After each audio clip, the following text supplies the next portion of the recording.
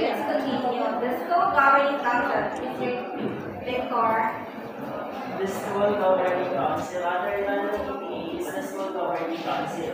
The SGC has different membership and functions. A school governing council, as a policy-making body, has the school head as the chief executive officer, manager, and chief operations officer. The formation of SGC in every school is approved a school head sharing his her leadership with member of the community. So, PTE is the school governing council. So wala kayo siya mga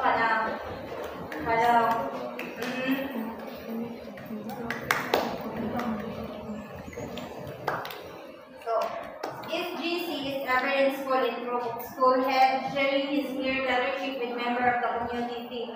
Diba sa una nga po mag-meeting ang every room man dyan na siya, every year. Meeting man dyan na ka ng PTA meeting, homeroom, PTA, anak-anak siya. So,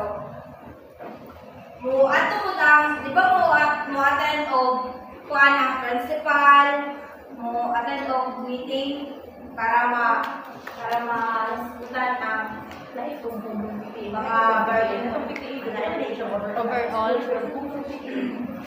tarong lang ako sa yung mga teacher. Next is the professional teacher and the government official and other professional. Section 7 states, every teacher shall maintain harmonious and pleasant personal and official relations with other professionals, whatever environment official and with the people individually or collectively. So Desiderata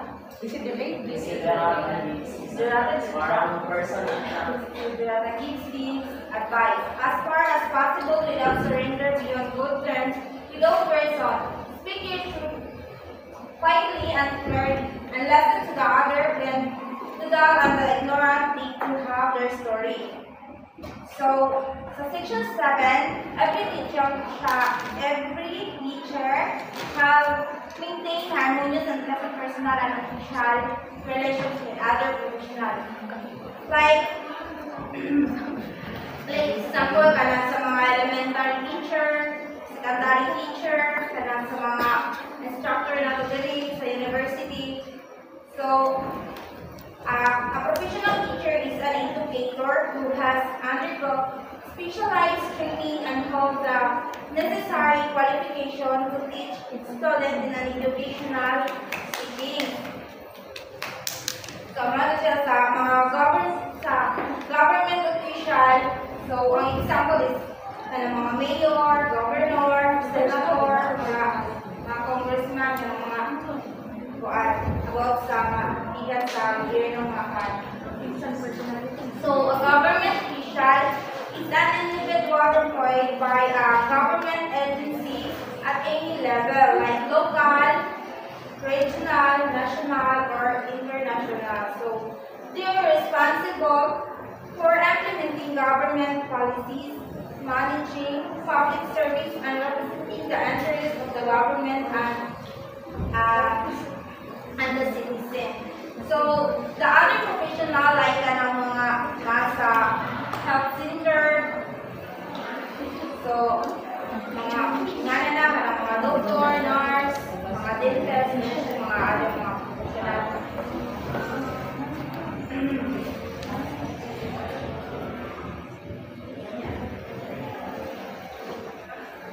So next, is everyone. Professional teacher does not use position to operate life. Says a teacher possesses freedom to attend church and worship as appropriate, but shall not use his position and influence to proselyte at others.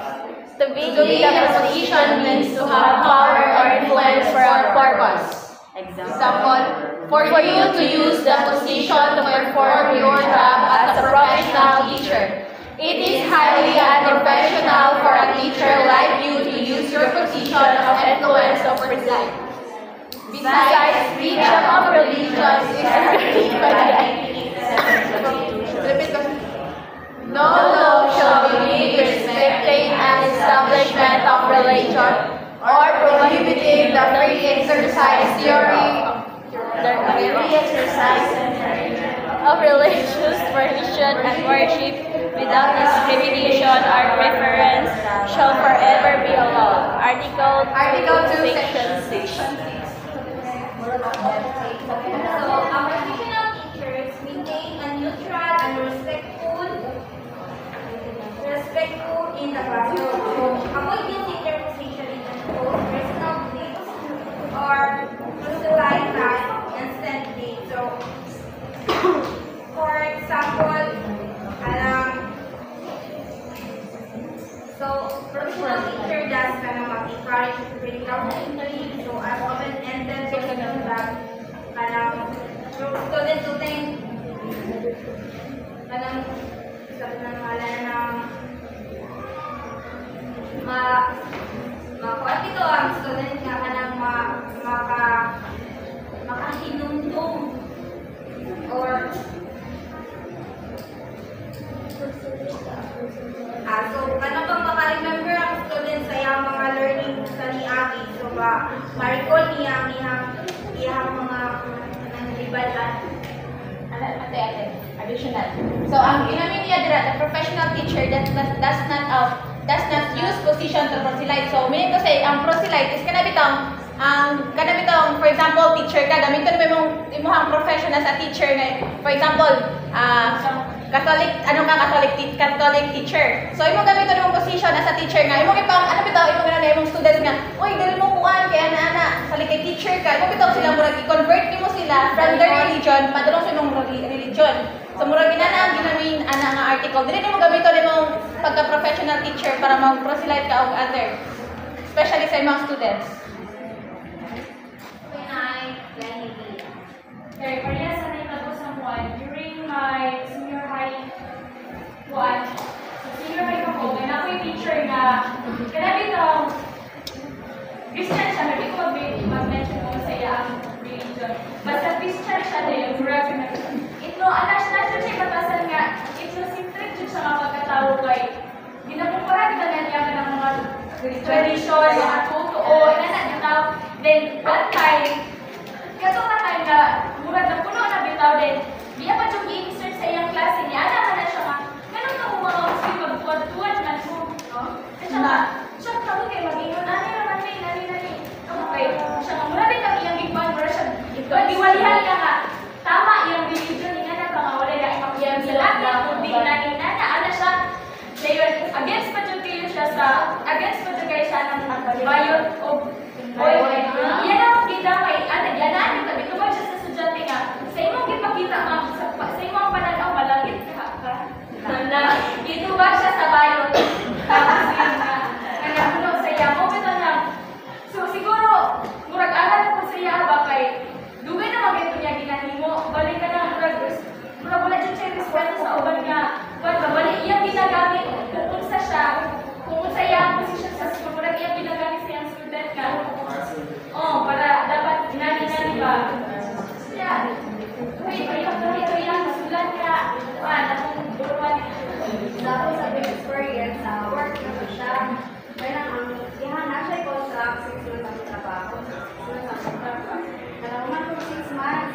Tapos, pili ka ma-regular kung pili ka mo convert sila religion. Kinana ang mindset na mo. Okay, ihabi kami i-convince na nang-ipat sila religion kayo. Paano sila pag-again na kapag-again. So yun, moto yung problem niya mo simba, mag-Bible study. So, pero naman niya kung binakatunan. So, nagpa-project ko ato, nagpa-nawag ako ba?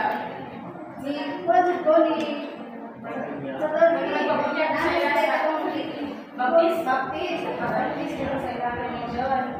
Sumoto na regular ko. Maragdagan niya ito nga ako, regular ko sa itong tayo. Katong tayo na dito determined.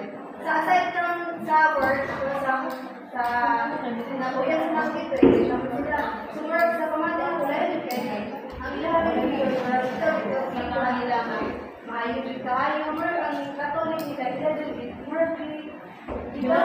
magkano ng ilang mga ginahimo, na sila mga rekulto, murag, again, sige sa ilahan. Dapat na lang na sige, i-respect na lang mo. Kung saan ka dito, Kung saan ka, respect ko na sa respect ko sa mga kalimutan. Ngayon na sila bilagti. First atong sa natin si classmate, mawala nila financial name. Ana siya o nga. Ay, ang mga Catholic daw kay isulan mo ang pastor. Pastor. Pare. Kaya yan ang maghalat ang ito mga kahalat. Ay, maghalat na lang. Tapos mga sasalat. Mga sasalat yung sa panoy. Gani. Ana siya mga sasalat. Sasalat siya ito. Check man. Sure man. Kasi sila kabalo tapos Ito ay nalang dyan. Bakit na? Mana? that's all. Nangapin na. Wow!